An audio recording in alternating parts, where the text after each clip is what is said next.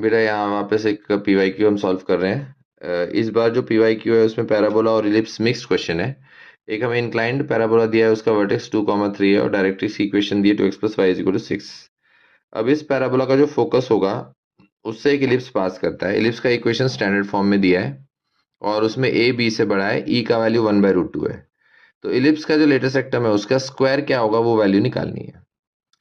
तो सबसे पहले बेटा हम टी पॉइंट निकालते हैं, जो कि मतलब जहां एक्सिस और डायरेक्ट्रिक्स इंटरसेक्ट करेंगे। मान लेते हैं टी पॉइंट एच के है, तो वर्टेक्स से फुट ऑफ परपेंडिकुलर होगा डायरेक्ट्रिक्स के ऊपर।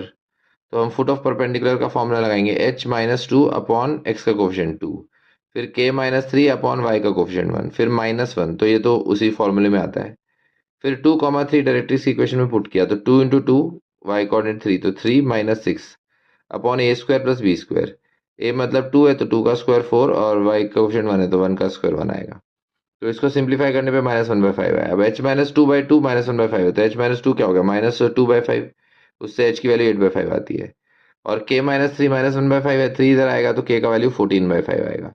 तो ये पॉइंट t के कोऑर्डिनेट से आ गए, 8/5 14/5। अब जो वर्टेक्स है वो t और s का मिड पॉइंट है, t और s को ज्वाइन करने वाला लाइन का। तो हम यहाँ मिड पॉइंट फॉर्मूला से फोकस निकाल सकते हैं। फोकस हमने अल्फा बीटा मान लिया, तो मिड पॉइंट फॉर्मूला लगाया, तो उससे बेटा अल्फा की वैल्यू आती है 12/5।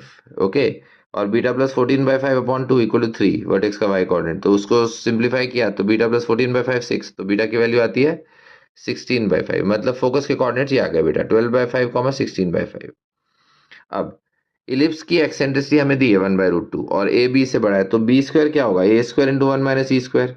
ई का वैल्यू 1/√2 फिक्स किया तो 1 - हाफ, तो ये हाफ आ गया, मतलब बी स्क्वायर आ गया a²/2। अब इलिप्स की इक्वेशन में बी स्क्वायर की जगह a²/2 पुट करो, ये 2 ऊपर जाएगा, फिर दोनों का डिनोमिनेटर ए स्क्वायर, एलसीएम ए स्क्वायर आएगा, फिर क्रॉस मल्टीप्लाई कर देंगे तो x² + 2y² a² हो गया। अब जो फोकस हमने निकाला था, फोकस हमने क्या निकाला, 12/5 16/5, वो इस इक्वेशन को सेटिस्फाई करेगा। तो इसमें हमने x को 12/5 और y को 16/5 सब्स्टिट्यूट किया, तो उससे a² की वैल्यू बेटा आ जाती है 656/25। तो a² की वैल्यू 656/25, a का वैल्यू √656/5, वहां से b² क्या है, a²/2, तो b² की वैल्यू 328/25। अब एल आर ऑफ इलिप्स का फॉर्मूला क्या होता है, 2b²/a, तो उसका स्क्वायर करना है तो इसका स्क्वायर कर दो, b² की वैल्यू 328/25 और a का वैल्यू था √56/5, तो उसका रेसिप्रोकल हो जाएगा ना, 1/a है ना, तो 5/√56। तो इसको सिंप्लीफाई करके फिर इसका वैल्यू आ जाएगा बेटा। आगे मैंने सॉल्व नहीं किया बट वो हो जाएगा। ओके।